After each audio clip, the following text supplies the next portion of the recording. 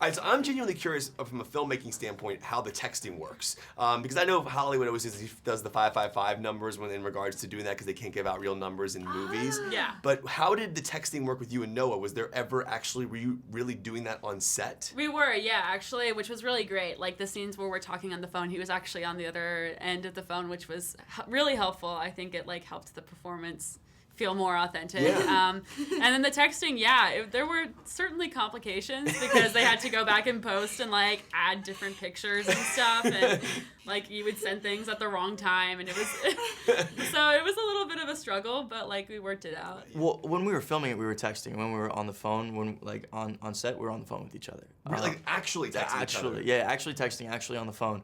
For like 90% of it, if not more of it, in case something happened and we couldn't be there.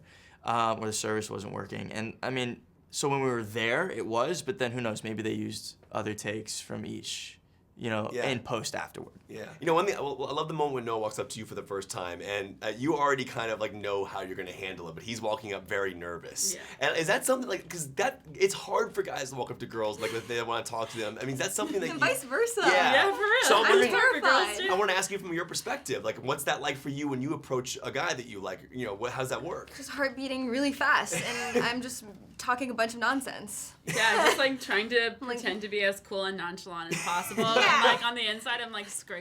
Yeah. Right. Yeah. It's such a hard thing. One thing I love about this movie is the whole concept of your character and how you both change each other. Yeah. And that's the kind of the beauty of how the emotional element of this movie works. Yeah. Talk about what that was like to kind of grow as characters, helping each other kind of grow as people as well. Yeah, that's really important to me because I mean I think it just adds a whole layer of depth to the movie, and I think that's what good friendships do. We help each other evolve and become better, and I love that. I feel like there aren't enough female friendships in like television that are like that are like edifying and like good-hearted in that way. I love that arc. And supportive. Yeah. The arc is to me, that was the best part of the movie, was watching you two help each other kind of grow into different people, but also remain true to yourselves, which I thought was really cool. You have a line where you say growing up is terrifying. Mm-hmm. It genuinely is. I mean, it's impossible. But you get to play characters who are also growing up. Mm-hmm. Does the character help you grow up in real life when you play people who are growing up in a terrifying situation like they are? And how did like someone like a Barb or this character change you personally? Yeah, I mean, I think there is something kind of therapeutic about going back and, like having to like, I mean, like you have to like reevaluate the way that you've lived your lives, and I think there's something like comforting about putting yourself back in that headspace and knowing that everybody feels that way in high school. Like everybody is trying to fit in and find a place for themselves.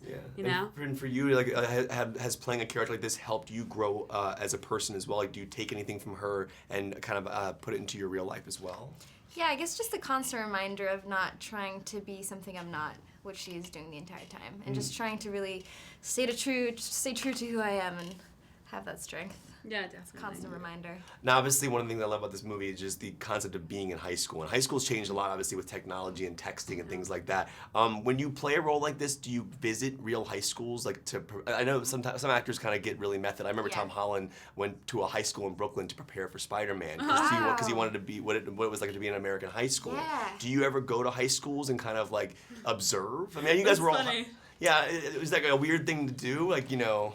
I mean, my little sister is in high school right now, so I definitely like listen to her experiences and like. And I mean, it wasn't that long ago that I was in high school. It's still very fresh in my mind. Same. Yeah. I remember it vividly. Yeah, for sure, for better and for worse. Yeah. Well, it was awesome talking to you both. Thank you so much for talking to me today. It was always good to see you. Really good to see you. Nice, congratulations. All right, so Sierra Burgess first. Let's go. The selfie photo scene is one of my favorite moments, and here's why I say that. Because I love when you send it and you immediately go, "Oh my God, I messed up." We've all been there. Yeah. Like, what is it about like that element? Because I always feel like you want the person to respond a certain way. If they're not responding soon enough, it's like you go into freak out mode. Yeah, I mean, dude, there's really no way.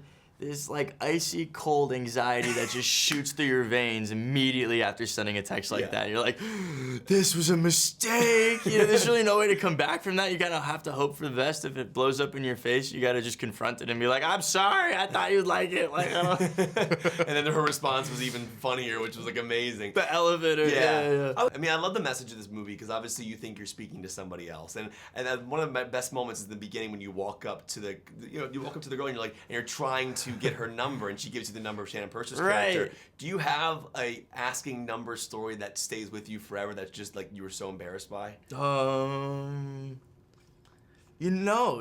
I think the worst that's happened to me was like I've gotten someone's number and then I've texted it and then it just hasn't like responded. Yeah. You know, it's like, oh well, you seemed interested and now you're not even. So yeah. But no, not really. I mean, but it's also like I think it's a proactive thing. Like you can tell if someone's into you and if they're not, like walk away. Yeah.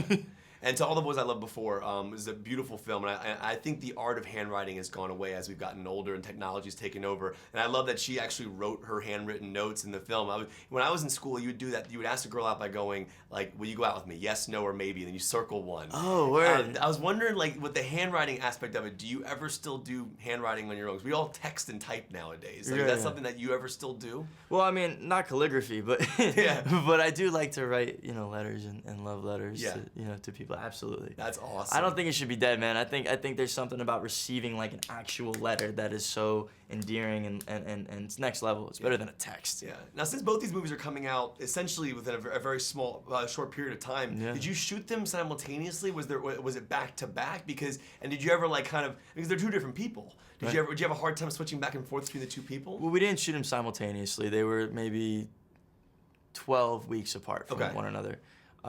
So there was no back and forth, and it was blessings to be able to like keep working consistently. Yeah. What if these two guys met in real, like, what do you think they would say to each other? I don't think that Peter Kavinsky would be cool with Jamie. I think Jamie might be cool with Peter, but then Peter would be like, nah, dude, like, get out of here, you know? Netflix should do like a promotion where those two guys meet somehow for like a commercial. I'm so down. That needs to happen. I'm so down. Like you shoot a split screen and they actually interact, or maybe one writes a letter to the other or something like that. It'd be really funny. Or you could just like edit it, so that like they're in the same room talking to each other. It's like some weird interaction. Someone get Netflix on the phone and get this done immediately. Get God on the phone. What will you do when these are released? Will you watch them with your friends? Will you have like a party to have people over and watch the movies together? Do you not like watching yourself? No, I watch myself because I try to I'm vain.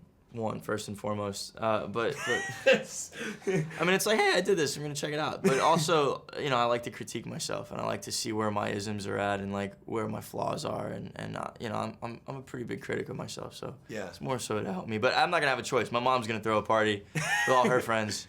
And she'll be really upset if I don't show up. So that's when it comes out. That you should Instagram that. Like that needs to be on Instagram of you walking in and everyone just watching your film. If it's not on Instagram, it didn't happen. I have to. All right, man. Thank you so much, man. Thank you. Seriously, they should seriously do that with your two characters. I agree with you. No, I did. It's crazy.